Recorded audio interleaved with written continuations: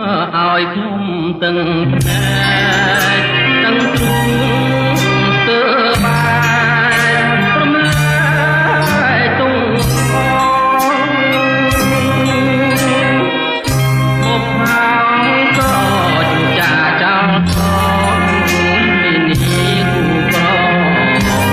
ព្រោះទៅឆ្ងាយហើយប្រាសាទនេះពណ៌ណា